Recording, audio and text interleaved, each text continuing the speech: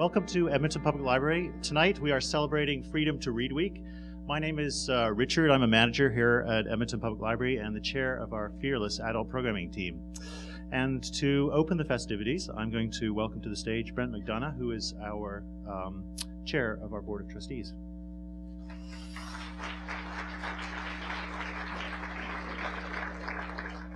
I don't have to bend down.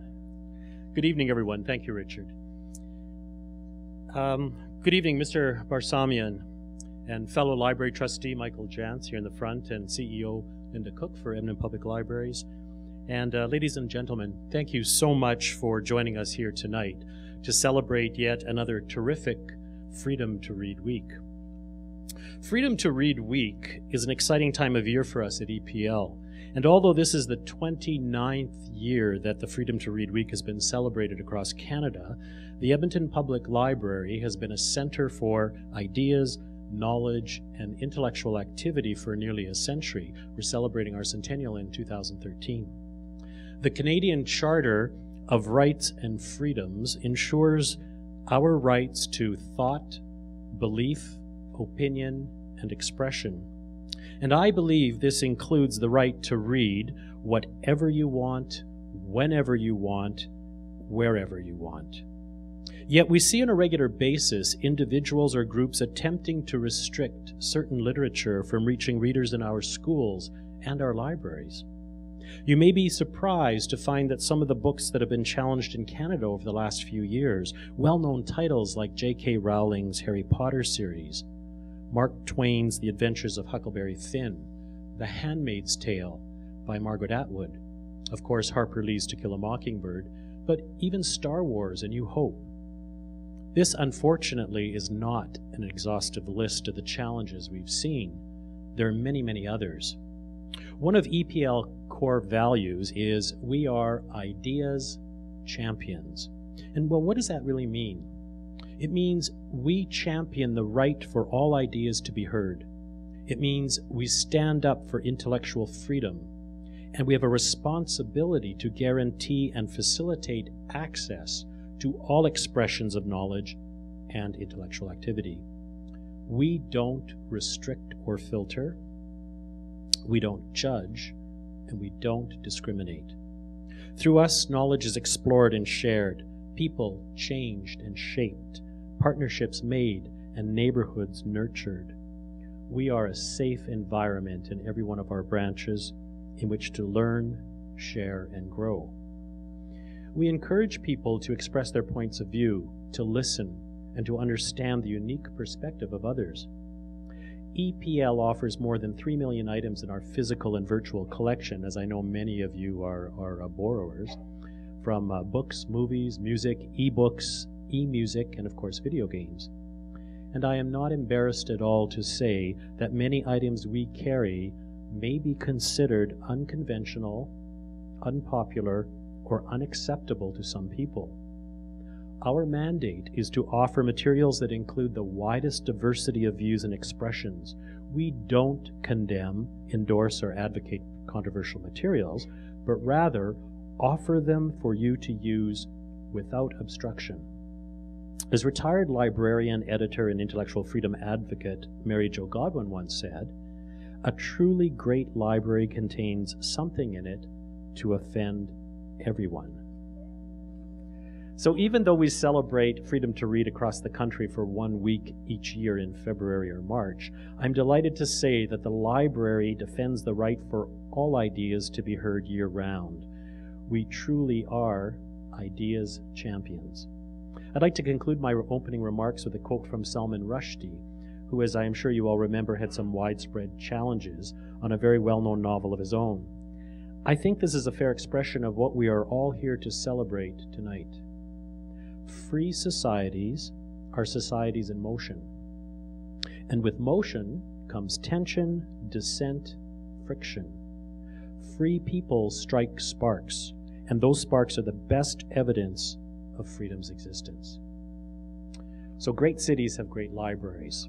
At EPL, we continue to spread the word through wonderful events like this.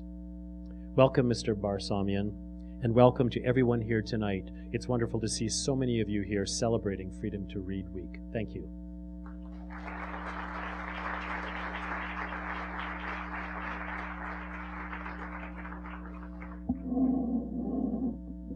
Thank you, Brent. And before we bring David out here, he's waiting eagerly in the wings.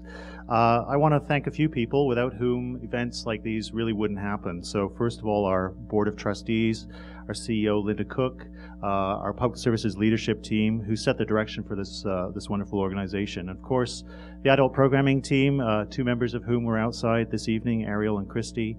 Ed, Pete, Monica, our technician tonight, Alistair, who's on sound, and Jeff Allen, who's video recording the event. I should also note we've got a couple of mics in the aisle, so after David's done his talk, we're going to have time for a question and answer, about 15-20 minutes. So David Barsamian recently interviewed Richard Wolff for a broadcast that was so typically alternative radio, titled "The Systemic Crisis of Capitalism." I can't say that without hearing his voice in my head, actually. But in that talk, Wolff likened mainstream media to cheerleaders, not intellectually alive, as critics of the system. I don't think anybody would accuse David of being intellectually anything less than alive, nor of taking it easy on the political, social, and economic systems that we are part of. As many of you know, since 1986, he's hosted a radio program called Alternative Radio. It's an almost anachronistically simple concept, a weekly one-hour public affairs program that has consistently aired the voices of some of the most profound and progressive speakers and thinkers of our time. Since its humble beginnings in Boulder, Colorado back in '86, Alternative Radio has spread to stations around the world, and with the advent of the internet is available in a myriad of formats, most of which are for free. David has also published widely, and his latest book is called How the World Works, a collection of interviews with Noam Chomsky, which is for sale outside. And in all of his pursuits, David has been committed to pushing back the boundaries of ignorance and to telling the truth. Now, truth is perhaps a slippery concept at times, but the greater the correspondence between what we read and the reality that we live within, surely the closer to truth we are. Freedom to read, so for me, is not just about the ability to read, but is also about the truth of what we read, and it's for that reason we invited David to speak to us today. Robert Shetterly included David in a really great portrait series called Americans Who Speak the Truth, and the quote that accompanies David's portrait goes like this: "Corporate media are largely weapons of mass distraction. Language is manipulated to manufacture consent and to limit the bounds of permissible thought. A golden Rolodex of so-called experts produce a monochromatic, one-note samba of drivel. That's one reason I started alternative radio out of my house many years ago. You can't simply whine and complain. You need to come up with positive alternatives that give people hope." At Edmonton Public Library, we share stories. I'm really looking forward to hearing some of David's stories. Please welcome me in joining David Barsamian to the stage.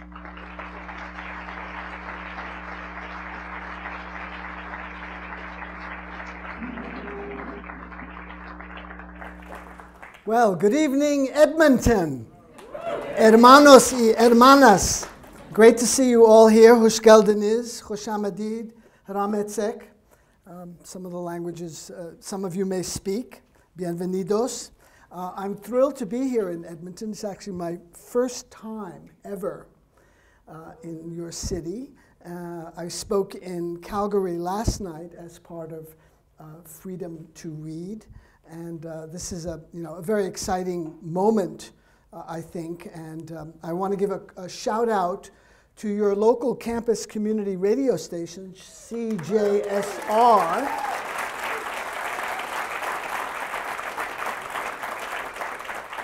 which fortuitously broadcasts alternative radio every Saturday at 11. And driving in from the airport this morning, it was a thrill for me to hear the program that was being aired. So I hope you all support this rare resource, this rare audio island of independence, if you will, right here in your community. Alternative radio from its very beginnings has had very close ties with campus community radio stations throughout Canada. In fact, several in Ontario and British Columbia were among the very first stations in North America to broadcast alternative radio, and now it's heard from Halifax to Victoria. But surprisingly, or maybe not so surprisingly, I've never had any luck getting on the CBC. I wonder why. One can only speculate. I'd like to thank Richard Thornley for that introduction and for his fantastic work in getting me here. You know, this is the easy part, you know, to show up and give a talk, but to actually organize an event, to print the flyers, the posters, to contact the press and the radio stations takes a great deal of effort. So hats off to Richard and the staff here at the library.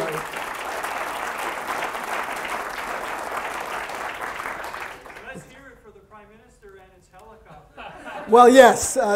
David, as you know, oh, by the way, I neglected to tell you that the event is not being held here. David is actually at the Idlewild branch. So you're all in the wrong building.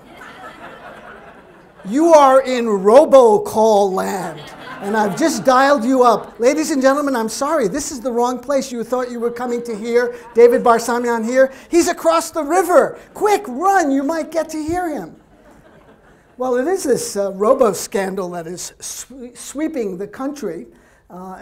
Just last night I heard Sir Jean-Pierre Kingsley on that despicable medium, the TV, saying that this was posing a very serious problem for Canadian democracy, and that some 31,000 calls have apparently been made to various voters, which may have compromised the 41st national election, federal election you had here in Canada. I think one person in a riding in Ontario lost by only 18 votes.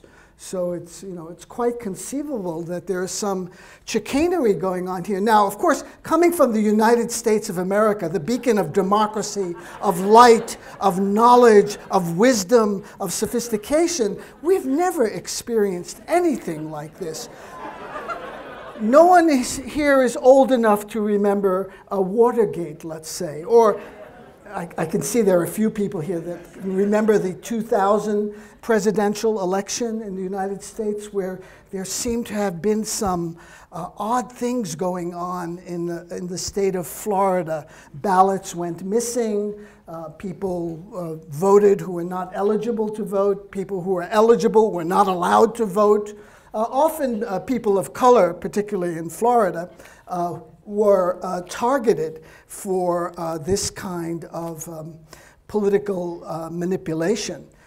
It speaks a lot to the actual health of democracies in North America when political parties feel the need to engage not in the issues, but to delve into these dirty tricks in order to ensure the outcome of elections in their particular favor.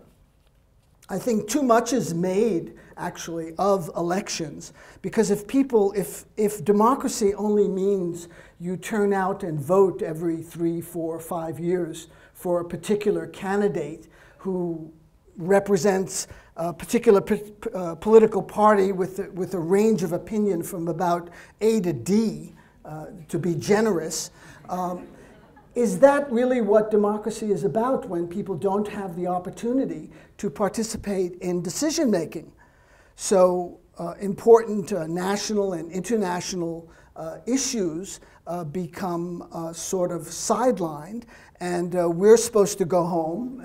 Let me just make the Canadian example here, and worry whether the general manager of the Toronto Maple Leafs, Burke, made the right move in firing his coach and hiring this new guy. And then you may have seen this fierce debate that's going on now in the sports pages. Was this the right thing to do? And fans are indignant. How dare he fire the coach? There's only a month left in the season. What kind of message is this sending to the players, giving up on the team? And then Burke comes on and says, no, this shows real confidence in the team, and it'll give us an advantage going into the next hockey season. Did I pronounce hockey? I'm working on my Canadian. I'm not quite fluent. You noticed I was able to say riding, and I know a few other words, but I'll try and keep it to a minimum. I bring up this sports analogy because in a conversation with Richard Thornley earlier, the issue of sports came up because I think it explodes the myth, particularly of United States citizens, that they are uninformed, are unable to think critically, are unable to parse information, are unable to analyze data. I wonder if any of you here have ever listened to a sports show in the US or watched one on TV. It's absolutely astonishing. The gap between knowledge of sports and the gap between national and international politics is oceans wide.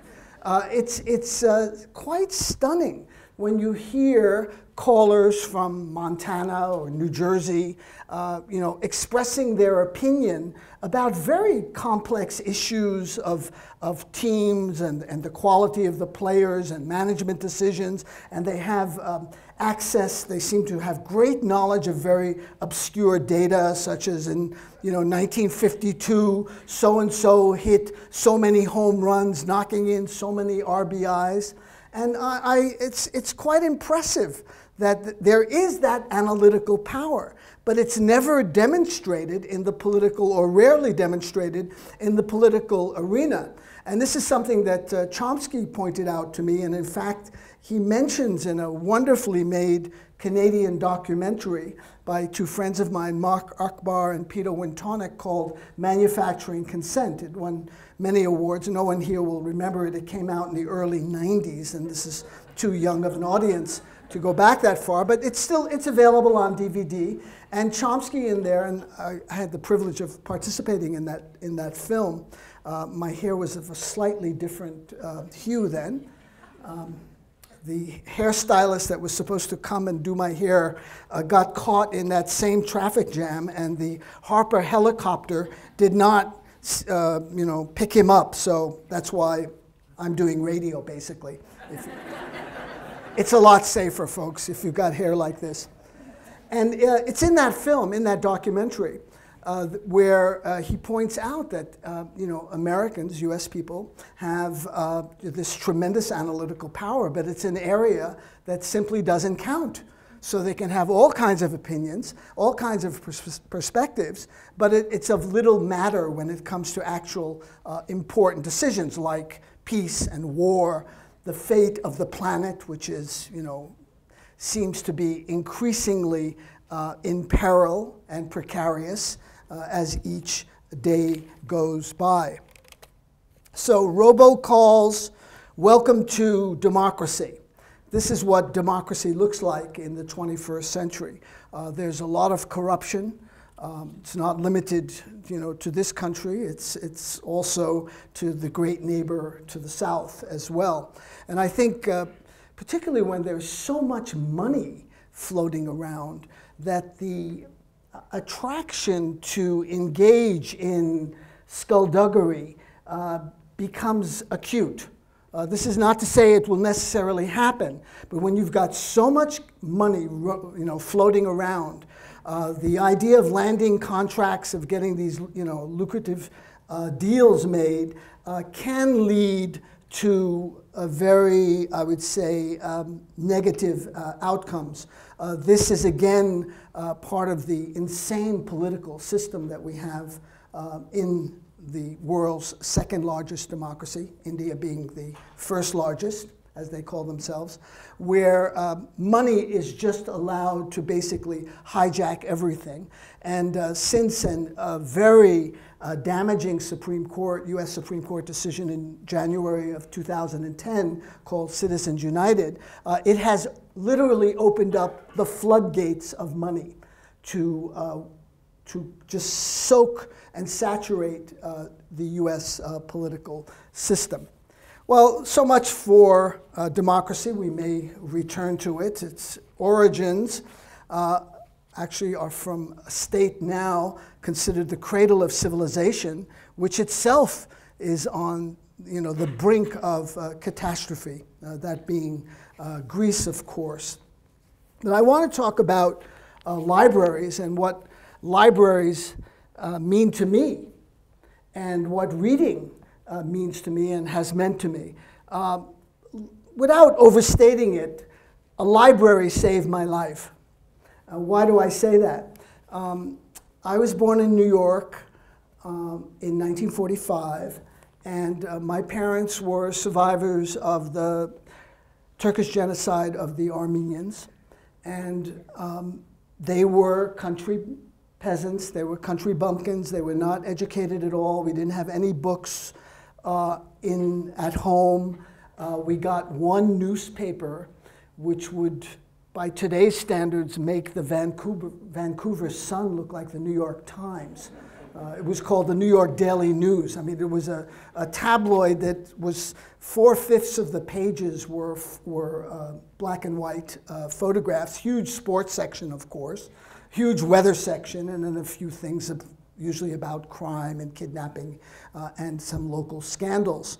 And so there wasn't much of an intellectual life at home, and I discovered the library, the Webster branch of the Andrew Carnegie Library on 78th Street and York Avenue. I lived on 87th Street, so it was a 9-block walk. And for me, it was a real refuge, a haven, for multiple reasons, not just for the intellectual content, because I had this just a ferocious desire to learn. I wanted to be everything my parents weren't. When I asked them about history, about, why did the Turks massacre the Armenians, they didn't know. They couldn't provide me with anything beyond simplistic, formulaic answers. Oh, they didn't like us, or we were Christian, or something like that. Totally unsatisfying, even to a 7 or 8-year-old. The other reason I liked the library so much was because there were no cockroaches. Every time I went I grew up in a tenement flat, a railroad flat in New York. They were called railroad flats because they looked like a railroad car. They were long and narrow. There were no doors between the rooms. And so every time I went into the bathroom or the kitchen and turned on the light, the roaches would appear, and it just drove me crazy. So the library not only had books, but it had no roaches, and it was very well lit. And it was there that I really opened my mind, because schools are basically holding pens, and they're daycare centers, particularly in the early grades. And I was already very bored with standard education. I barely graduated from high school, by the way, and the only blemish on my resume is the 1 year I went to college and then dropped out. But at the library, I started reading. I got my hands on everything I could. Even when I didn't understand the words, I would look at things like the Scientific American, Popular Science, all kinds of magazines and books, and particularly books such as The Grapes of Wrath by John Steinbeck, Upton Sinclair's book about the slaughterhouse industry in Chicago called The Jungle. Upton Sinclair was a muckraker in U.S. Journalism, a period when there was a great upsurge of independent reporting, exposing the robber barons and their malfeasances. I would read books like James Baldwin's essays, particularly one called Fifth Avenue Uptown, not very far from where I lived, but another world, because it was entirely black. It was African American. And I didn't know what Fifth Avenue Uptown was like until I read about it through Baldwin and then his novel, Another Country. I read works of nonfiction as well, Day of Infamy by Walter Lord. I read the Arthur Schlesinger trilogy on FDR and the New Deal. And all of these books, they had a huge impact on me. I remember being so proud to write book reports and take them in. I'd make a special cover and then, you know, punch holes in the side and maybe get some colored thread and pull it together. And books were very exciting. They were not just a source of information, but the world came alive. Other worlds came alive. And I felt these intellectual horizons, which were fairly limited by my circumstances at home, they burst open. And so I'm forever grateful to that library and libraries around North America and the world. There's a terrific one in Boulder, Colorado, where I now live, which is actually quite beautiful architecture. It's right on a stream, and so part of it is a bridge over a stream. I hope you can come and visit at some point. And two of the books that made a big impact on me were by Orwell, 1984 and Animal Farm. And I do talk about them in kind of as two parts of a similar story. Animal Farm being the revolution, and 1984 being the revolution betrayed. And in particular, I was struck, you know, by some of the things Orwell said about, you know, all animals are equal, but some animals are more equal than others. Well, I could see that growing up where I did on my block on East 87th Street in New York, where we had a perfect example of class warfare, or let's say class divide.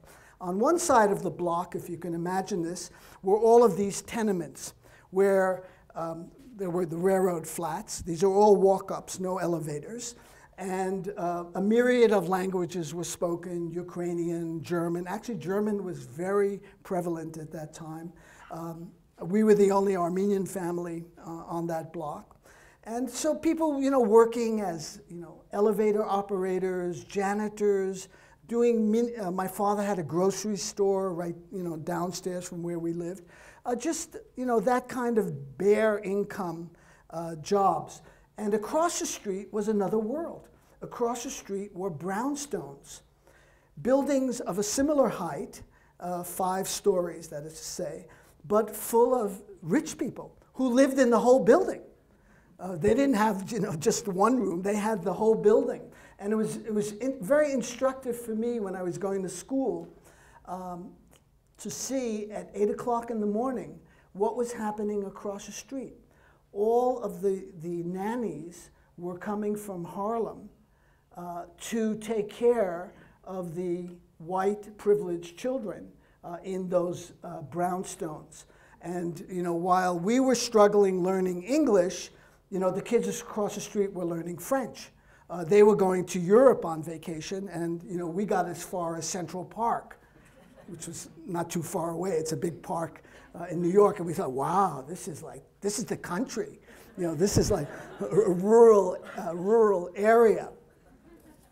So there I think a lot of my political foundation was laid, you know, just from my own observation of that kind of class divide and who had the power. You know, some animals are you know, superior to other animals, and also for me it was very interesting to see how the political society was organized in the United States, and these, you know, these 2 major parties that I don't want to use a word such as enjoy.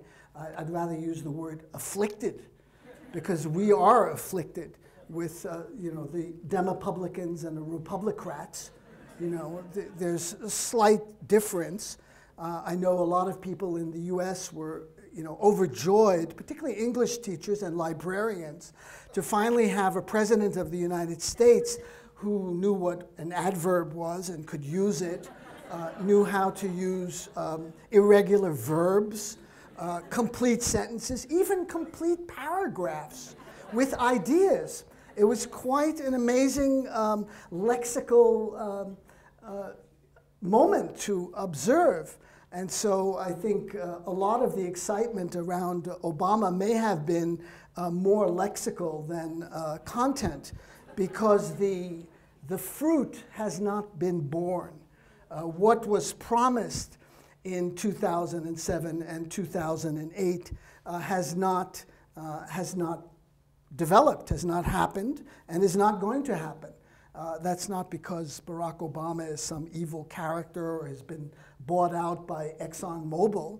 It's because of institutional structures in the United States which demand of the people who are running the government to do certain things and to walk the straight and narrow path and not to deviate from that path. So it's extremely difficult for a president to break with the system in a fundamental way, unless that system is absolutely in the ICU, is in danger of death, which is what FDR faced in 1933. It looked like capitalism was coming, crashing to the ground and could not be sustained. And he was able, over considerable objections from the establishment, to innovate a lot of things which still, again, I'll use the word enjoy, but it's less and less of a right word to use, that US people enjoy, such as unemployment insurance, such as Social Security and work and safety protections. Unions were made legal in the United States in 1936.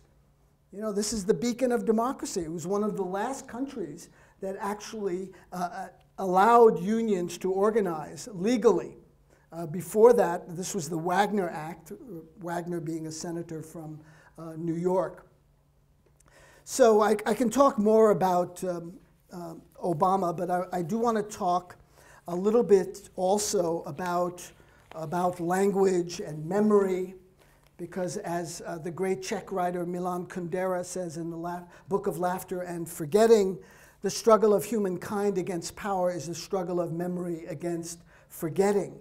And I think that's one of the principal lessons that we take from Orwell and 1984 as well, in terms of how the state tries to control information, tries to control what people are learning. And so that is something that poses grave threats to democracy. And you have this inverted language of war is peace, freedom is slavery, ignorance is strength. These are all quotes from 1984. Who controls the past controls the future. Who controls the present controls the past. You have this wonderful statement here. Everything faded into mist, that is to say, history. The past was erased. The erasure was forgotten. The lie became the truth. Or take this, all that was required of the proles, the working class, all that was required of them was a primitive patriotism which could be appealed to whenever it was necessary to make them accept longer working hours or shorter rations. And even when they became discontented, as they sometimes did, their discontent led nowhere, because being without general ideas, they could only focus it on petty specific grievances. The larger evils invariably escaped their notice. I was interested to see in this morning's Calgary Herald an editorial called Clearing the Fog, in which the term oil sands is repeated by my count no less than 7 or 8 times. I found that really interesting, that they weren't using tar sands but oil sands, because oil, I guess we all want oil. Tar, gee, doesn't that smell? Isn't that like gucky, sticky, yucky stuff that's hard to extract, and ducks and other animals die in them when they dive into these tailing ponds all over. Sorry? Pardon? 8? Well, whatever the number is. I I thought it was actually, according to someone I interviewed yesterday who's written a book on the topic, tar sands, by Andrew Nikiforuk, an excellent book, by the way. I hope the library has it. He is a Calgarian, an Albertan, and he said the number was actually over 1,500. Whatever it is, it's there. And so there's from the Calgary Herald, obviously a very erudite editorial staff, they say the environment matters. Whoa, breaking news. These dudes are heavy.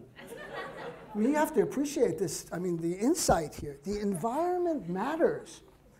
However, we should, of course, trust whom in the care to be stewards of our environment here in Alberta or in, the world's second largest democracy. Shell, Imperial Oil, Suncor, and all of the other corporations, which curiously met in the Hyatt Regency. I don't want to drop names here, but I was in the Hyatt Regency the other day, and I looked on the bulletin board of meetings, and here was a group calling itself the Oil Sands Innovation Alliance.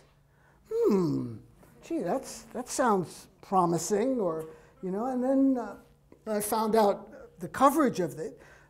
12 men, all in suits, of course, got together from all of the biggest oil tar sands corporations in this country to meet and to address the issue of the negative publicity that tar sands extraction is receiving not only in Canada, but to your neighbor in the south, partly resulting in the postponement of the Keystone XL pipeline, not cancellation, postponement until after the US presidential election, so we don't know what's going to happen there. So it was interesting, also Barbara Yaffe, and also in the Calgary Herald, said that, also uses this term over and over again, oil sands, but there seems to be a problem with public relations. And so efforts will be made by this new alliance, the Oil Sands Innovation Alliance, to assuage any fears you or people in the US or anywhere else around the world that somehow tar sands extraction might be contributing to global warming and extreme weather and further accelerating what Bill McKibben and others call the tipping point.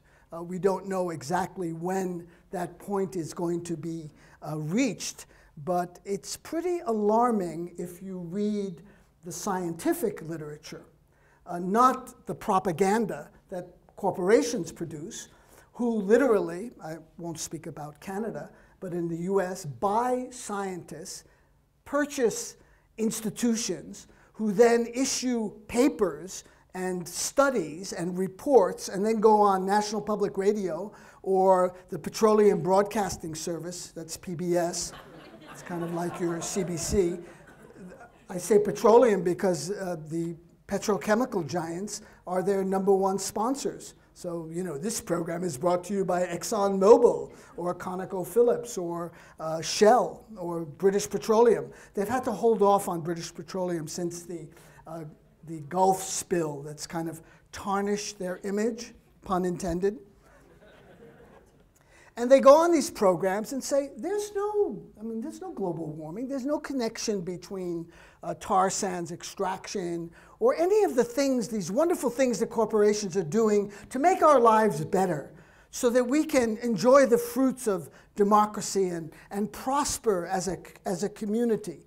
This is called, in the US it's called greenwashing. It's also called astroturfing, creating false experts, creating false institutions to sow seeds of doubt into the political discourse. And so people who do know more about, you know, the Maple Leafs haven't won the Stanley Cup playoffs since 45 years, or the Calgary Flames haven't won it in 24 years, but they don't know that, you know, there's you know, all of this important, pretty much universally acknowledged to be accurate information about what's happening with greenhouse gases, and that fossil fuel is the #1 generator of greenhouse gases.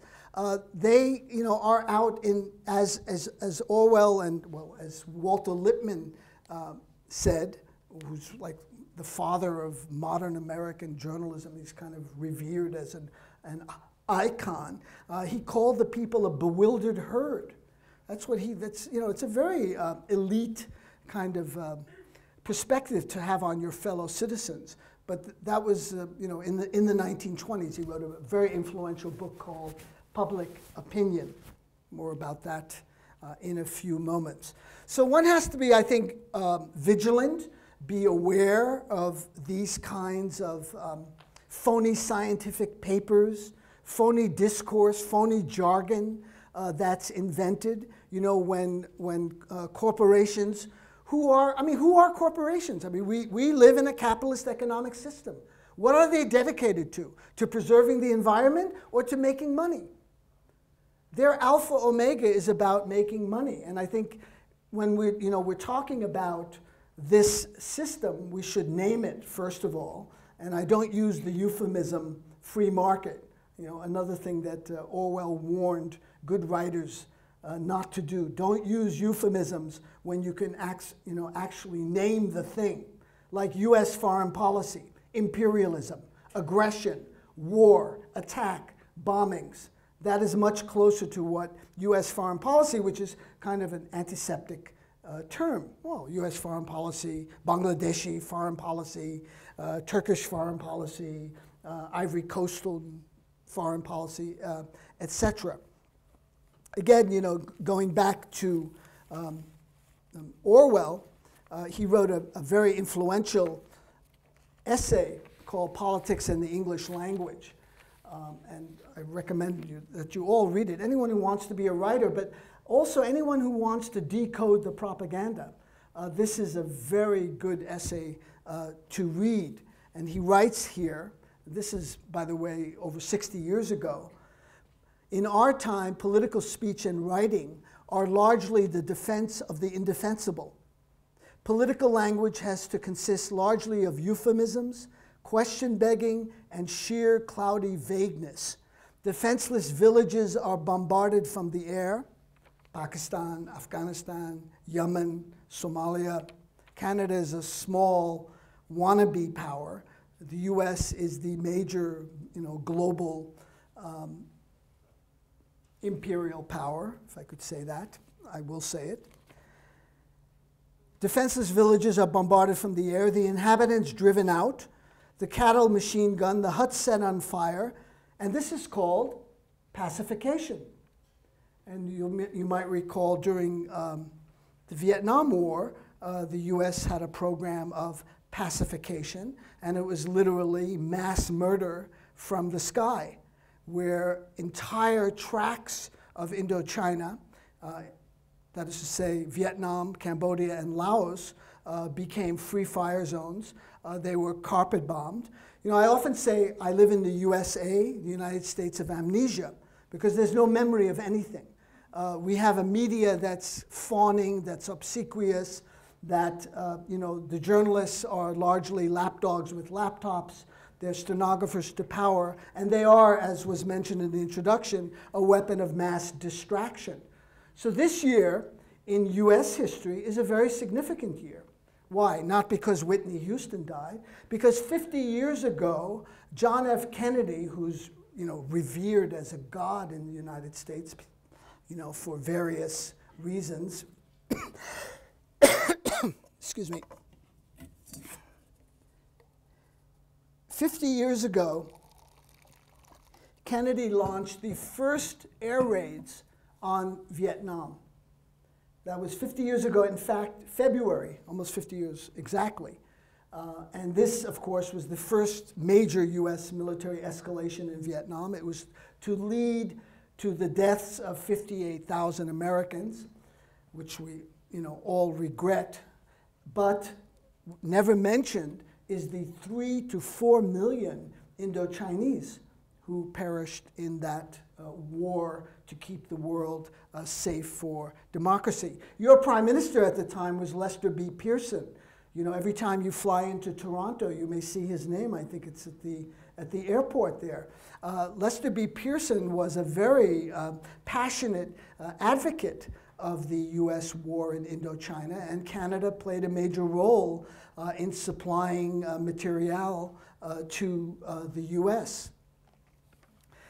Chomsky, when he used to come to Canada in the 70s, used to point this out, and people were very upset with him that he, kind of blew the whistle on Lester B. Pearson. Orwell also warned against the use of the passive voice. So as I just named John Kennedy as the person who launched those attacks, rather than attacks were launched, the US Air Force bombed. Using the passive voice is a way of eliminating, of course, identification and agency. So things happen, snow falls, a village burns to the ground, a building collapses, a nation is attacked. Condoleezza Rice, who in my view is a major war criminal by the standards of Nuremberg and should be, sitting in The Hague with Bush and Cheney and Rumsfeld and all the others.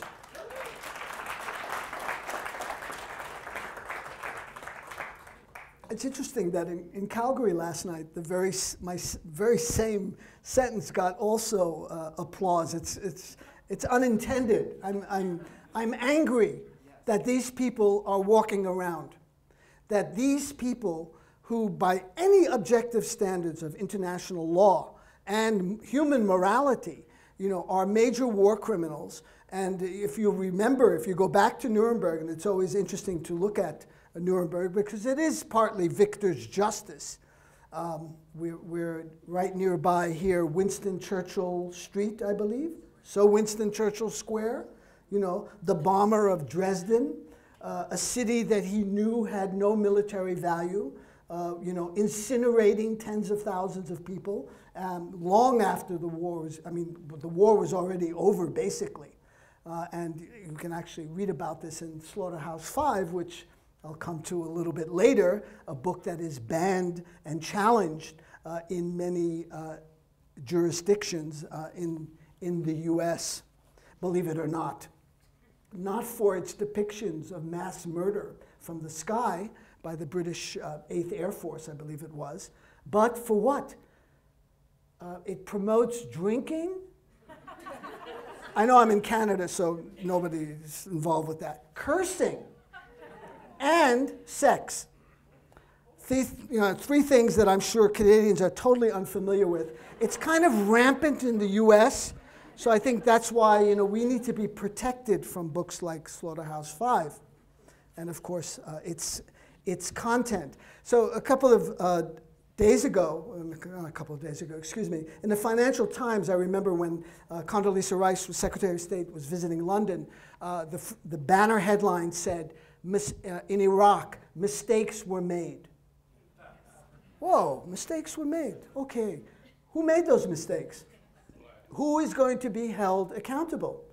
The US attack on Iraq, no matter whatever you may think about Afghanistan, is such an unambiguous war crime that any first-year law student at the University of Calgary or here at the University of Edmonton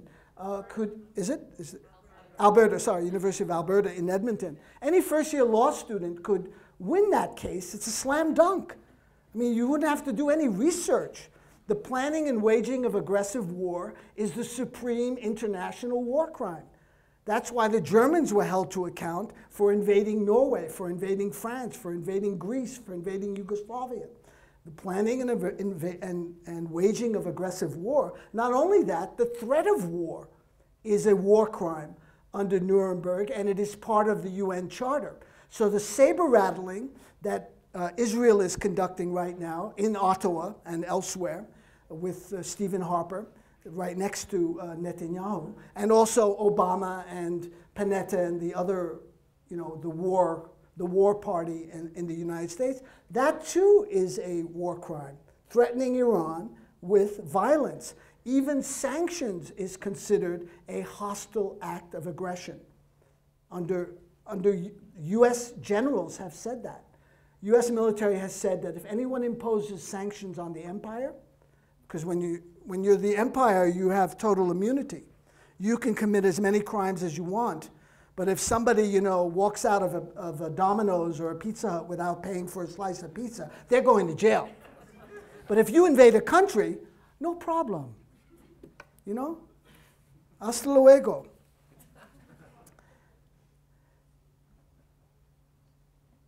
International community, another term of propaganda. Every time US presidents, they love to use this term, and they have props, whether it's Tony Blair or Stephen Harper, whoever the ally du jour happens to be in Washington that day, and they use them as a backdrop. Yes, we are the international community. Well, what does it mean in English? Let's speak plainly here, as Orwell would advise us. It means the United States and those countries who agree with US policy. That's the international community. We have leaders who lead governments. Now I'm going to do a little, show and tell, a little juxtaposition here. We have leaders who lead governments. They have hardliners and strongmen who head regimes. We live in neighborhoods. They live in strongholds. We carry out operations and missions. They carry out sneak attacks, ambushes, and lay booby traps.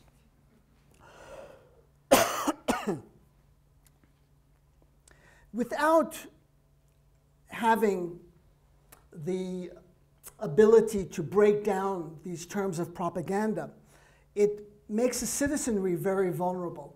So to go back again to the point I made about US citizens, and I'm not saying this as a nationalist, they're not stupid. No one is born stupid.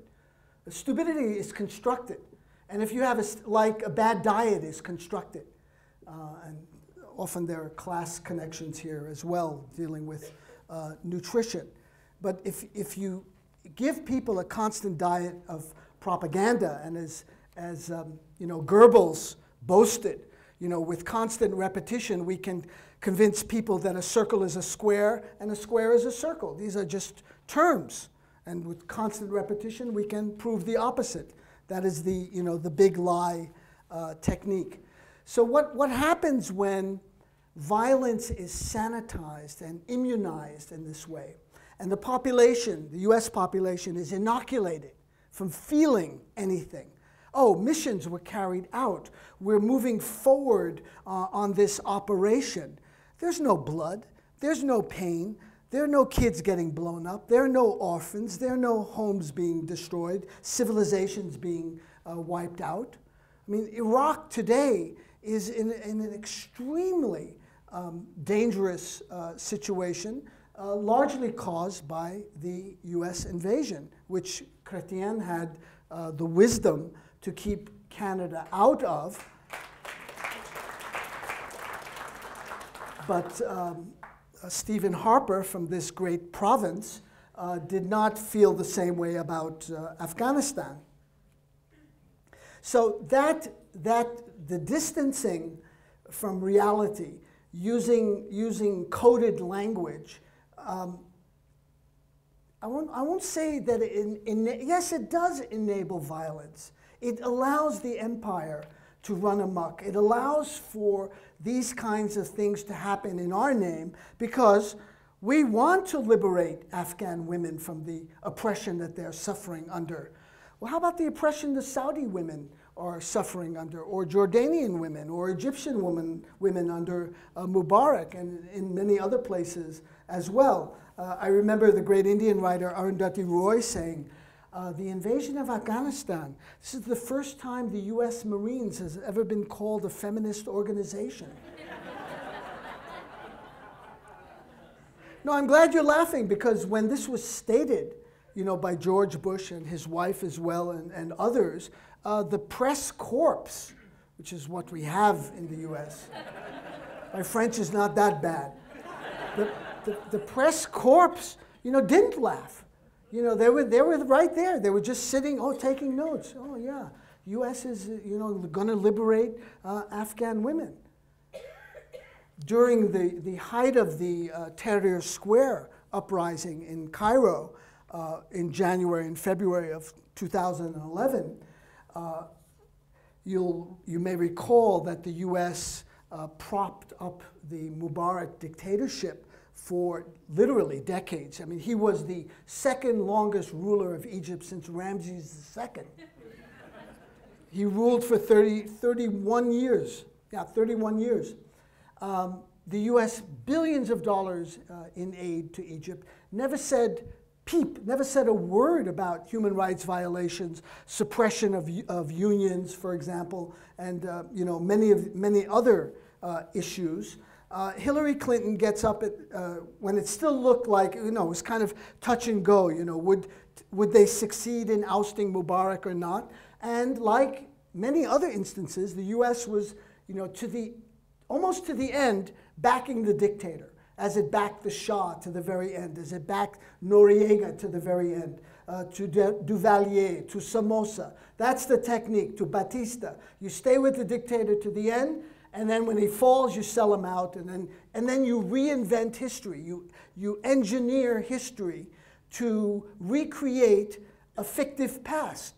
So at that time, during January, February 2011, Hillary Clinton, the Secretary of State, goes before the assembled press corps and says, no country in the world has done more for democracy in Egypt than the United States of America. Nobody burst out laughing. Or you know, nobody said, you know, like a New Yorker, are you kidding me?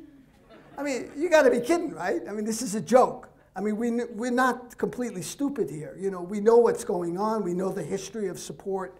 But, you know, this passes without comment. It's reproduced, you know, in the establishment media. And so it goes, as Vonnegut says eloquently multiple times in Slaughterhouse-Five. And so it goes. Oil giants forge alliance. There they are, the 12 guys meeting at the Hyatt in Calgary.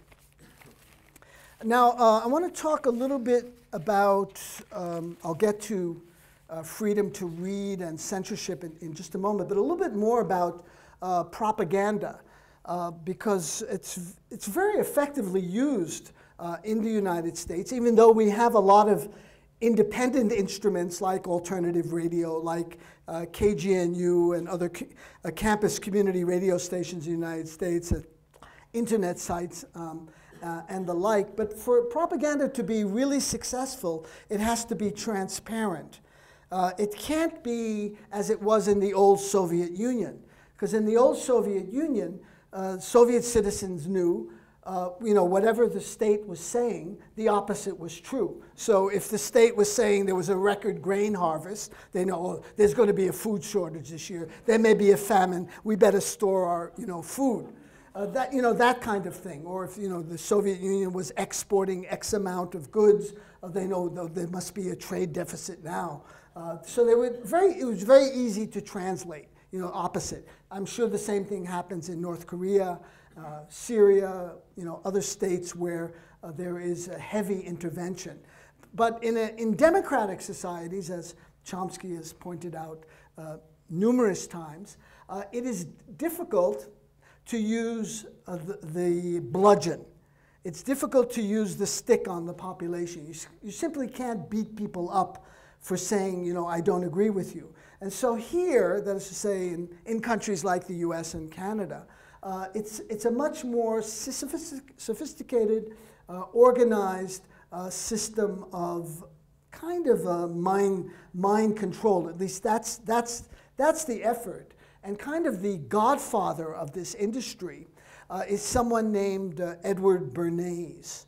I don't know if that rings a bell with people. Oh yeah, sure. Edward, I knew him. I knew, you know, I went bicycling with him, cross-country skiing. I think he's from Red Deer, if I'm not mistaken. Edward Bernays is actually a two-time nephew, a double nephew of Sigmund Freud. And I don't even know how that works out, but I guess cousins married uncles or something.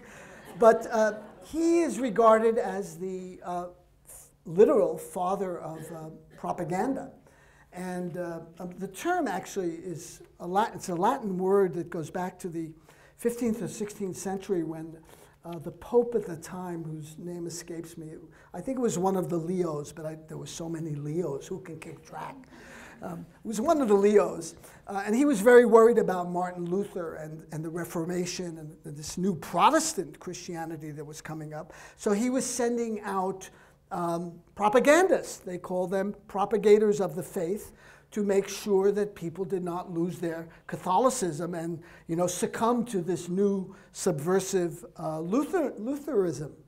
And so that's where the term actually comes from. It gets, you know, a very bad connotation in the 1940s for obvious reasons. But Edward Bernays was a member of the Creel Commission. That is the Committee on Public Information. Again, a very innocuous sounding name. We're all for public information. What was its task? It was created by Woodrow Wilson, who was regarded as a great liberal president in the United States, after he was elected in 1916 on a platform of keeping the United States out of the war that was raging in Europe.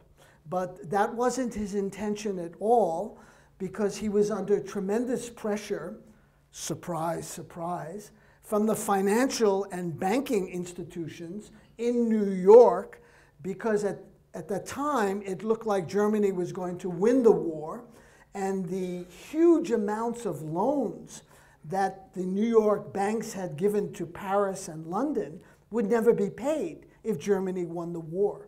So there was, so this is long before the bailouts of 2008 and 2009 in the United States. It's, it's almost a century ago. And so Wilson created this commission, Committee on Public Information. It had such members as Edward Bernays, Walter Lippmann, whom I mentioned earlier, George Creel, who later distinguished himself as being part of the anti-communist witch hunts in the United States. And their job, the job of this commission, was to mobilize the American public opinion to support US intervention in Europe, and to do that how? The way we're seeing it now with war talk around Iran. Demonize the enemy. They're horrible, they're bloodthirsty, they're cruel, they're mean. The infamous image was of a German soldier throwing a baby in the air and bayoneting him.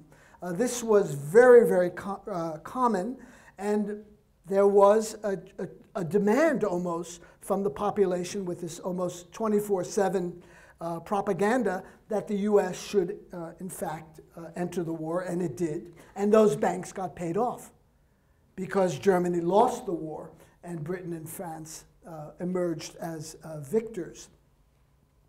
And it was during this period where Bernays and these other people, liberal intellectuals all, by the way, these are not neocons or some kind of, right-wing wingnuts. These are, very decent people who know the difference between a good Merlot and a Chardonnay. The important things.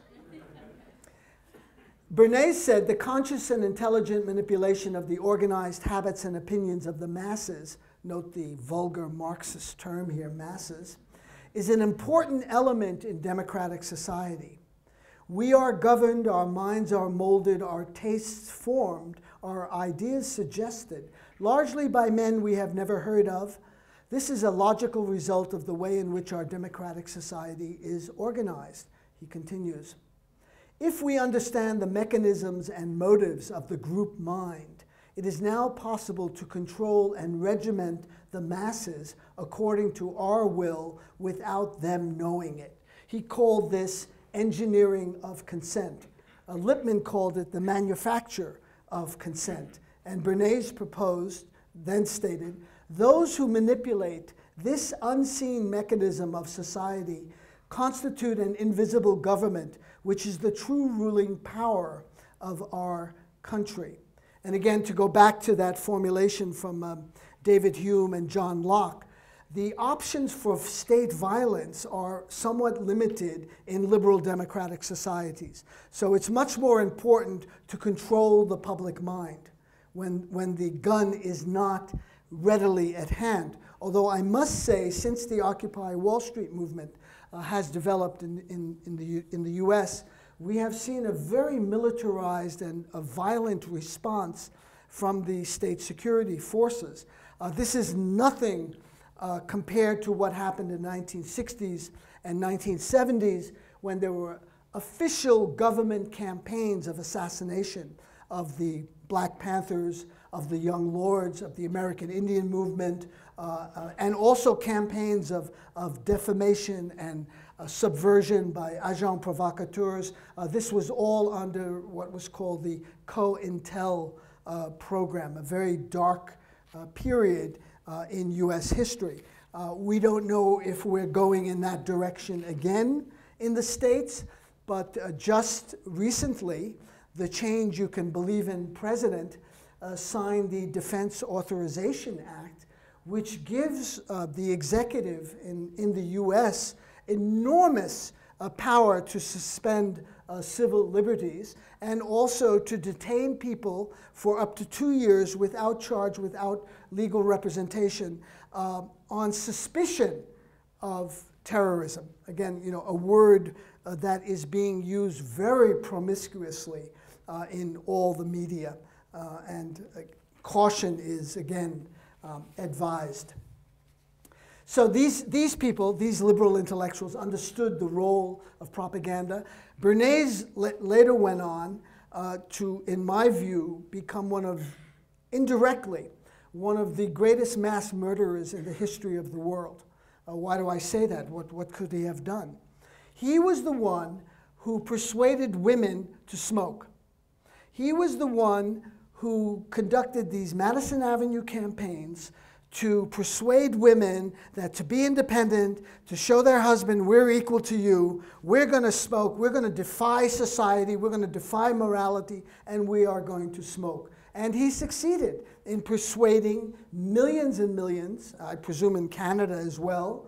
You know, you may have been subjected to the same advertisements from British Tobacco or whatever the corporations are here that peddle in this toxicity.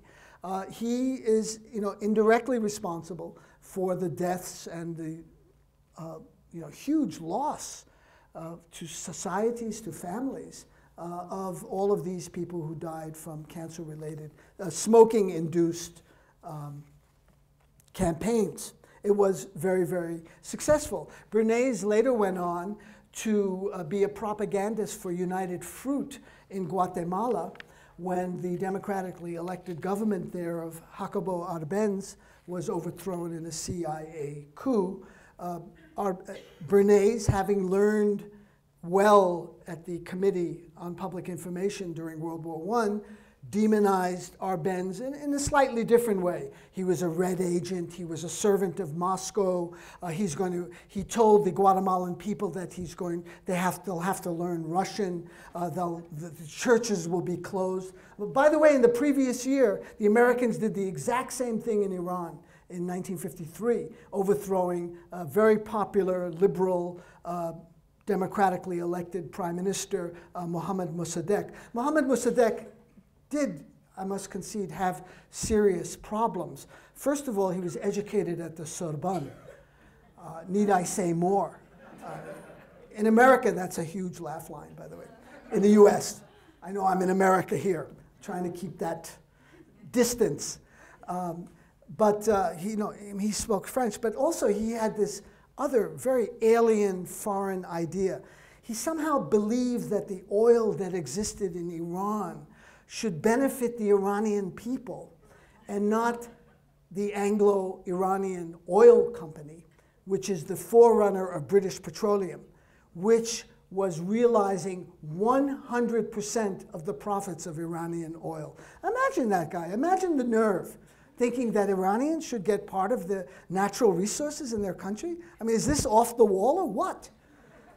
But I bring that up because, you know, it's often brought up that, you know, Iran and people in the Middle East are somehow, you know, they can't quite, you know, generate a democratic discourse or society. Well, when they did, they're overthrown. They were, you know, they were crushed.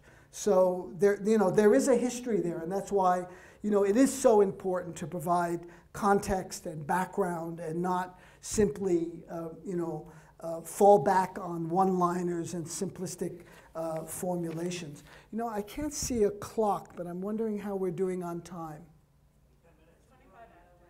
25 after. Okay, well, those were my opening remarks. Is that right, Richard? This is a late night crowd. I mean, this is Edmonton. I mean, people haven't had dinner yet, right? Isn't this like Europe or India or Pakistan? Because I have my prepared notes. All right, maybe I'll skip my prepared notes. Finally, that's an applause line. A little bit about books challenged or banned in 2010, 2011. I have both the Canadian list. I kind of feel like Joe McCarthy here. He used to hold up a piece of paper in the Senate and saying, I have a list here of 256 suspected communists working in the State Department. And then, you know, a few days later, I'm hearing this stuff. I was like 7, 8 years old. And then a few days later, he would say, I have a list here of 139 members of the Communist Party who are working in the State Department. And then I was wondering, wait, he said 256, and now it's 139? And it was like, already, you know, you didn't have to have a PhD from Harvard to understand what was going on. You know, people were being fear-mongered. They were being demagogued by this demagogue from Wisconsin. Anyway, so I am holding up these lists. One is from Canada, and one is from the United States. Let's see what these lists have, what kind of books are challenged. Well, Margaret Atwood, The Handmaid's Tale. I mean, I'm sure this library has many, many books by Margaret Atwood, one of the great writers anywhere. I was interested to see that the Toronto School District a couple of years ago banned a book called Extraordinary Evil, a book about genocide. It seems that an organization called the Council of Turkish Canadians protested that this book, and I'm quoting here, describes the deaths of more than 1 million Armenians in the Ottoman Empire early in the 20th century as genocide. Well, I have news for you, Turkish Council of Canadians and Toronto School District. The amount of evidence about the Armenian genocide will fill entire city blocks of this city. There is no doubt about it. It is unambiguous. And Canadians and Ontarians, to their credit, rose up at this time and said, you have to reinstate that book. And under pressure from the public, there was a mass outcry at the time. This is just a couple of years ago. The book is now on the shelves again and can be read. Other books that have been challenged or banned in Canada, To Kill a Mockingbird. It's a really dangerous book. And then, of course, outrageously, Alice by Phyllis Naylor. It's described as a novel about a 13-year-old girl growing up and learning about sex. Wow. I mean, the only thing I have to add to that is, you know, that girls around 5 or 6 are growing up learning about sex, and, you know, why should a book like that be challenged or banned? A whole host of Rowling's books have been challenged because they promote sorcery and wizardry and, you know, anti-Christian behavior. Of Mice and Men, I guess because it might suggest a homosexual relationship, can't have anything like that.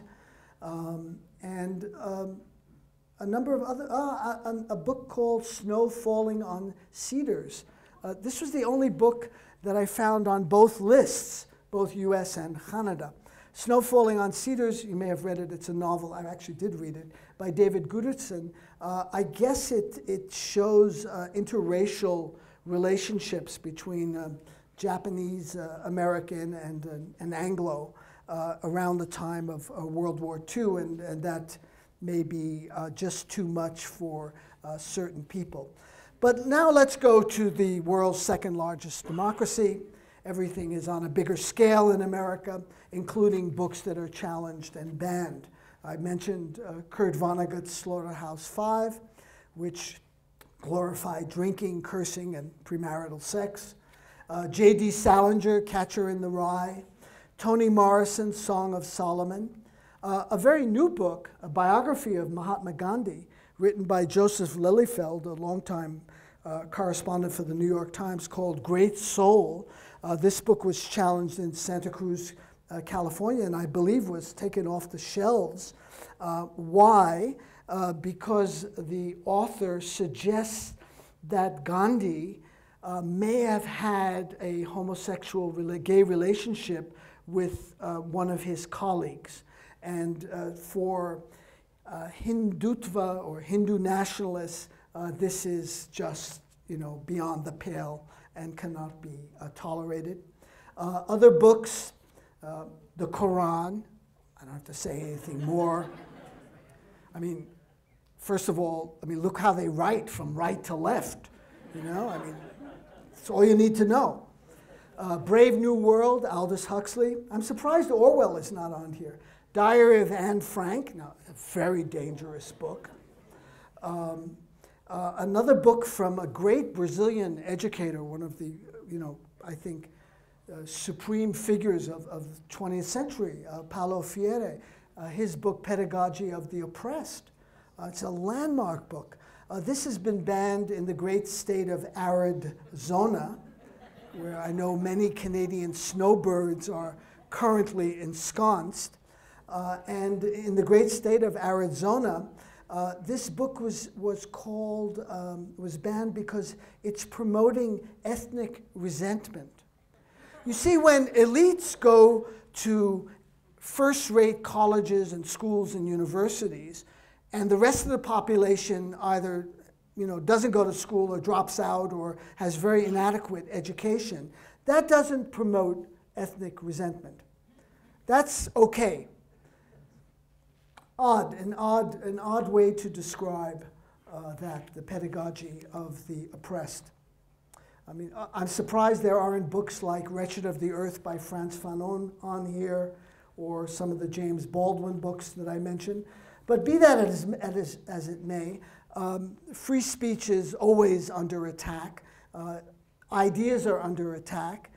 It's the role of citizens in any democratic society to defend those rights, and I think particularly to defend the rights of things that you may find personally despicable. For example, I did mention my own background. The French government of Sarkozy recently passed a law making it a crime to deny the genocide of the Armenians by the Turks. The French court nullified it, but Sarkozy said, we'll rewrite it, take into account what the court's objections were, and present another bill to the Senate for passage. I am against this bill, and I'm against similar limitations on free speech. I feel, very much like Voltaire, that, I may disagree absolutely with what you say, but I defend your right to say it. Because once we start making these kinds of exceptions, it opens the floodgates for other exceptions. Oh, well, we don't want to offend this particular group, this group from El Salvador that's living in Calgary, or this group from Laos, the Hmong community living in Longmont, Colorado, so we'll pass laws, and pretty soon, first they came for the adverbs, then they came for the adjectives, then they came for the complete sentences, and by the end of it, there was nothing left. That's the famous Martin Niemöller construction. Some of you may know it. First they came for the communists, no one said anything. Then they came for the socialists, then the union organizers, then the gypsies, then the Jews, and then when they came for me, there was no one left. Well, you know, I think at least that's my position on that particular issue. I'd like to bring to your attention also a list that, you know, maybe some of you got that was out there of alternative radio programs. I'm going to be broadcasting the interview I did with Andrew Nikiforuk very, very soon on the tar sands, and I won't call it the oil sands. I've recently done programs with Gwen Dwyer, Naomi Klein, Elaine Bernard, Elaine Briere, other Canadians. Whenever I can get Canadian content, I'm happy to include it in alternative radio. Internationally, because I'm from West Asia and I've spent an enormous amount of time in South Asia, I've done programs with Tariq Ali, Fatima Bhutto, Pervez Hudwai, Rahimullah Yousafzai, Angana Chatterjee, Mohammad Junaid, Vandana Shiva, Nader Talibzadeh, Rami Khoury, Nubar Hovsepian, and my legacy is with Edward Said. There's a book out there, and Iqbal Ahmed, a great Pakistani intellectual who died in 1999. Both of them have had a big influence on my intellectual formulation and the work that I do.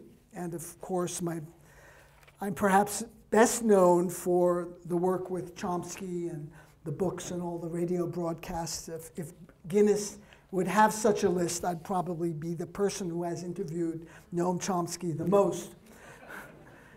There's a couple of CDs that I just recorded with him a few weeks ago in his offices at MIT. I'm happy to tell you he's 83 and still alive and well and still as feisty, incorrigible, and fighting the power with his, you know, great intellectual authority and moral sensibilities. So all of these programs are, you know, are broadcast. And again, I hope you tune in to CJSR Saturday mornings at 11, or go to my website, alternativeradio.org. I want to end, another applause line, but you don't have to. I just finished editing a program with Michael Parenti, who's an American political radical. He's a Marxist. And in this talk, it's on the pathology of wealth. It's about capitalism. He says finally about a dozen times, you know, or in conclusion. So a good editor has to make the speaker sound good. I cut them all out except the last one, so that the finally is really finally. Because you know, 15 minutes into the speech, when he's saying finally, there's something rotten in Denmark here.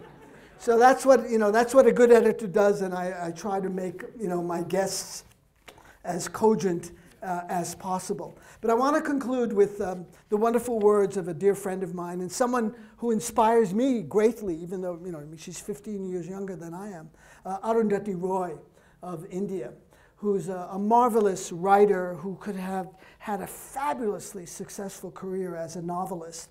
I mean, her book, The God of Small Things, you know, it's like translated into 50 languages, has sold tens of millions of copies. But she did something very courageous in the face of what she calls the juggernaut of injustices in India, to speak out against the violence of the state terrorism, the predations of corporations in India, the attacks on the most vulnerable sectors, the Dalits, the former untouchables, the Harijan, as Gandhi called them, on Muslims who have been massacred throughout India, and particularly in Kashmir over recent years. A reason I was deported from India in late September, by the way. I was denied entry into the world's largest democracy, even though I had a valid visa in my passport, even though I had visited India on and off since 1966 and had studied extensively there, had learned music and languages and poetry and the like. I was denied entry because of my work on Kashmir with some of the names I had mentioned to you earlier, Tariq Ali, Mohammad Junaid, Angana Chatterjee. And first and foremost, Arundhati Roy, because she really irritates people in power in India. They really don't like her at all, you know. And as she says, why? I'm short, I'm dark, and I'm smart, and I'm skinny. And all of those things kind of make her a target for, you know, Indian elites who deeply resent her. And so she has been writing and has been talking about these multiple injustices that are going on throughout the world's largest democracy, including the attacks on indigenous, that is to say, the Adivasi population, the indigenous tribals of India, who happen to be sitting on, guess what? Bauxite, iron ore, manganese, very valuable materials that corporations want. So there's huge things going on in India. It's a tremendously underreported story. Arundhati Roy, speaking in 2002, a decade ago in Santa Fe. Fortunately, power has a shelf life. When the time comes, maybe this mighty empire will, like others before it, overreach itself and implode from within. It looks as though structural cracks have already appeared. As the war against terror casts its net wider and wider, America's corporate heart is hemorrhaging. For all the endless empty chatter about democracy, today the world is run by three of the most secretive institutions: the International Monetary Fund, the World Bank, and the WTO. All three of which in turn are dominated by the United States. Their decisions are made in secret. The people who head them are appointed behind closed doors. Nobody really knows anything about them. Nobody elected them. Nobody said they could make decisions on our behalf. A world run by a handful of greedy bankers and CEOs who nobody elected can't possibly last. The time has come, the walrus said. Perhaps things will get worse and then better. Perhaps there's a small God up in heaven readying herself for us. Another world is not only possible, she's on her way. Maybe many of us won't be here to greet her, but on a quiet day, if I listen very carefully, I can hear her breathing. Thank you very much.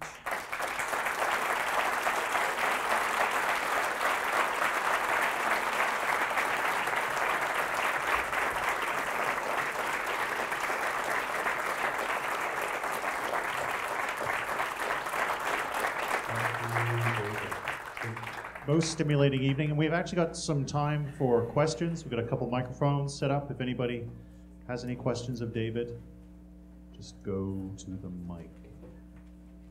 I have one question. What do you have against suits? No, sorry. What do I have against suits? I don't have any. I don't have any. And maybe books can be put out there while people are going out, and I'll be happy to sign them. I forgot to mention, there's, in addition to the Chomsky CDs, there's a DVD of Arundhati Roy and Alice Walker and myself speaking in San Francisco. There's copies of those out there as well. Hi there, I just have one question. What's your take on Ron Paul? Not too much. I'm not impressed. He's full of one-liners. You know, government is bad. Private sector is good. We shouldn't be helping the people who are most vulnerable and defenseless. You know, on foreign policy, he is anti-imperialist.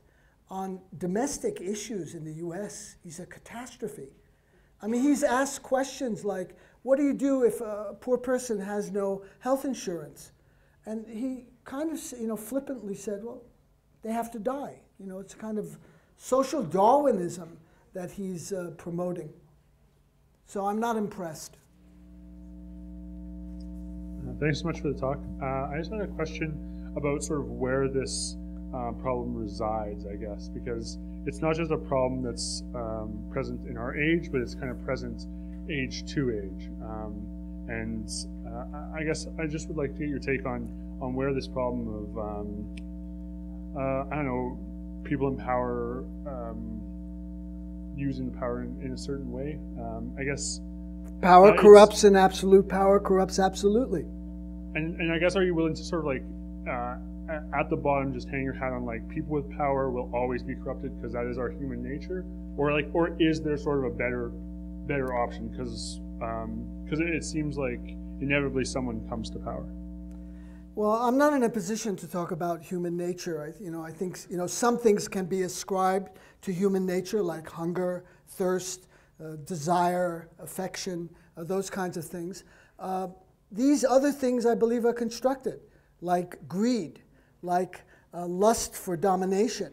Those are societal constructs. I hope they're societal constructs. Otherwise, we're in deep doo-doo. We are really in the tar sands, and we're not going to get out. We're in one of those tailing ponds, and we're going right to the bottom. Because if it is something genetic, then it can't be deconstructed. I think it's constructed, and with education, with knowledge, with information, it can change. But it takes an enormous effort, and we have to be very wary of people who come along, charlatans who proclaim themselves as being something other than they are, and hoodwinking, or as I learned when I moved to Colorado, this word, hornswoggling. Do you use that word here? No? That's not in my Canadian vocabulary. I learned that in Colorado, yeah. Where they also hang a Yui, which I had never heard before. That is to make a U-turn. We hang Yuis here. You hang them, okay. The guillotine is always cruel, but as long as the noose is tight. Now, yes, there is a problem with power. I mean, we don't look to a lot of states that have been very successful in managing these particular issues. But the Occupy movement in the US and what's happening in Europe, the rebellions in the Arab Middle East, these are very promising developments, and they're kind of an expression of a deep anger and resentment against oppression, against inequality. For the first time in the United States, because of the Occupy movement, for the first time literally in decades, people are talking about class, not as a room, but as a social reality. And they're talking about income inequality, and they're talking about the military budget and why there are 735 military bases that the United States has around the world. Meanwhile, libraries that have been built, 4 of them in San Jose, California, in Silicon Valley, not exactly an area of destitution, by the way, home of Google and Facebook and all the bazillionaires that live there and drive around in Jaguars. Those 4 libraries have not been opened by the state of California. Why? Because the budget has been cut, staff has been laid off, there are no librarians to run those libraries, yet the buildings were built and are sitting there empty at this moment. Now, people are making the connection between that and having 12 aircraft carrier battle groups, of threatening Iran with war, of bombing Pakistan, of threatening wider wars throughout the Middle East, bombing Colombia, and other countries as well. So connections are being made, at least in the US, for the first time, and I think the Occupy movement, and also the economic crisis. All economic crises release certain energies because of the trauma that is generated. People have lost jobs. People have lost homes. They know people. If they haven't lost their job or have lost their home, they certainly know of someone who is in that situation. So these are not abstractions. And all of a sudden, in a time of economic crisis, there is a possibility of mobilizing the population, of talking about the economic system that constantly produces these outcomes, that careens from one crisis to another, each more severe than the previous. And so those kinds of things are being discussed, and in fact, just to put a plug in, a book that's coming out on May Day, May 1st, with Richard Wolff, is called Occupy Capitalism, Occupy the Economy. So you can look for that. So this is a time now, I think, of enormous possibility. But I think Obama is going to be very skillful with his, bevy of Madison Avenue advertising executives around him, who gave him an award in 2008 for being the best, running the best campaign. He got the best advertising award in 2008. He's going to be very skillful in throwing a little red meat to people. He's going to be saying, maybe we should cut down on these aircraft carrier battle groups. But I don't believe him, by the way. I don't think it's going to happen. I think he's going to do that to try and mislead the population. And I think, U.S. people need to be aware of that and look for alternatives and not wait for someone from the top of the mountain to deliver the Torah or the Ten Commandments. It's not going to happen that way. At least in the U.S., every significant change in its history has always come from the bottom. Never from, great leaders saying, oh, yes, we should have universal education for the entire population, and it should be free, something which I advocate, by the way, and which would be possible if the Pentagon budget were merely reduced. I'm not even talking about eliminating it. Just reducing it would make it possible for every U.S. citizen to go to college and university. We have time for a couple more. 2 more. It's become pretty obvious that the U.S. supported the Libyan rebels because of the oil and the possibility of American bases in Libya with a friendly government. But I'm wondering if you know of any particular strategic interests the U.S. has in Syria that would cause it to support either one side or the other, or if it's well, it is supporting one side. It's supporting the anti-Assad forces. Syria is partly. It's partly about two things. Syria doesn't have a lot of natural resources. It's Iran's only major ally anywhere. And it is also a frontline state against Israel. And so those two considerations inform Washington's policy vis-a-vis Syria. Meanwhile, Assad has gone completely off the deep end by turning guns on his own population, by refusing to accommodate the requests from civil society to democratize what has been basically a family-run dictatorship, one of many that the U.S. has supported on and off in the Middle East and elsewhere around the world. So it's a very feudal political and economic structure in Syria, and he's made a huge blunder. He's either going to wind up like Gaddafi, or he's going to be in Paris or Geneva or some such place, living in some villa in exile. Libya, incidentally, had a huge American Air Force base, Wheeler Air Force Base, and when Gaddafi overthrew the monarch there, King Idris, in 1969, his first action was to close the U.S. Air Force Base.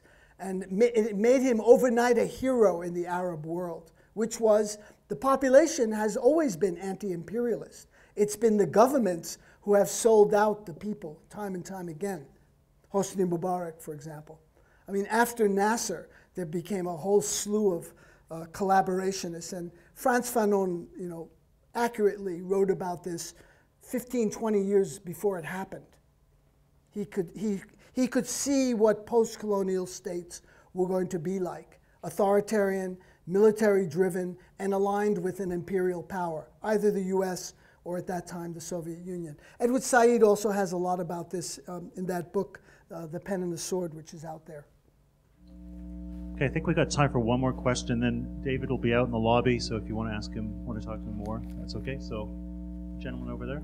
Yes, David, thank you very much for coming out. I'm over here. I've become a fan of the AR program, and unfortunately I was out in the country this morning. I couldn't get CJSR, so I hope some more powerful transmitters can get out. I couldn't even get it 20 kilometers well, away. I think if you support CJSR, and it is largely subscriptions and donations, maybe they can increase the power to reach a larger area. Right. Well, on my question here, I don't know if you heard about this event a couple of days ago where a bunch of people were over at the University of Alberta protesting an honorary degree for a fellow named Peter Brabeck, who is the chair of Nestle. Oh, Corporation. yes. A great humanitarian. Yeah. Oh, yes. No question. And Number one in conserving water nope. around the world. That's what he claims. He seems to be kind of misguided. But you know, what happened there was people were thrown out. I was amongst those people for what I call freedom of speech in a public institution, what we used to call a public institution. I did 2 degrees there myself. And now we're told that all of a sudden this is a private institution. In fact, I was told that as I was escorted out the door by one of the police officers. It is, in fact, a private institution. Anyhow, I'm just wondering, and of course, in the article in the newspaper yesterday, the Chancellor mentioned this is not the kind of place the U of A is. You know, it's not a place for free speech. Now, where I learned about student activism and you know, universities was from the anti-Vietnam happenings in the 60s and 70s. I'm just wondering if this sort of privatization of universities, how much that is happening in the United States, to what extent that it's kind of curtailing, you know, student activism and freedom of speech. It's a major issue, and it's certainly increased since the Occupy movement. And what's been also very disturbing is the high level of militarization of campus police as well as the local police. I don't know if that's happening here, but if you look at their equipment now, it's right out of Darth Vader, and they have armored cars, they have high velocity weapons, all kinds of chemical weapons. That's what mace is, by the way. It's a chemical weapon, and they're using tear gas very indiscriminately in the U.S. So that's a very disturbing trend, you see, and all dissent then comes under the rubric of terrorism. You're fomenting dissent. You must be supporting, whatever or whoever, or Lashkar-e-Taiba in Pakistan, or Al-Qaeda in Mesopotamia, in Iraq, or whatever group you may be affiliated. Everyone is broad brushed under this rubric of terrorism, and so it's very, very dangerous, because as Howard Zinn, the great radical historian, whose 2 books are banned in Arizona also, People's History of the United States and You Can't Be Neutral on a Moving Train, he said repeatedly, which was a mantra of his, that dissent is the highest form of patriotism. If you care about your country, if you care about Canada, you should dissent. You have an obligation to your fellow citizens and to yourself. So, ultimately, at night when you look in the mirror, as Chomsky says, you cannot wince or cringe in disgust. You feel you've done something. You may not succeed. There are many defeats on the road to victory. But I think the effort is worth it, and we have to resist this kind of limitation on free speech. I know I have a friend in Montreal, Jaggi Singh. I don't know if you know, some people know Jaggi Singh here, an Indian Canadian who protested the visit of Benjamin Netanyahu to Concordia a few years ago. And I know Jaggi, so I know a little bit about this story. And he was banned from the campus. And he was followed around by your equivalent of the FBI. He and I went into a restaurant in Montreal, and he said, "You see those people there? They're following us." So he was expressing himself. I think there have been other examples. Another example with Netanyahu in Montreal much recently, if I'm not mistaken. Not on this trip, but I believe this is his 9th or 10th visit to Canada. So those kinds of things, these are public institutions. It's exactly where free speech should be practiced. It's exactly where dissent should be nourished and cherished, not feared by administrators who are more worried about, protecting their positions of power and their salaries. So. Thank you, David. Thank you very much. Great to be in Edmonton. Hope to come back again. Thanks.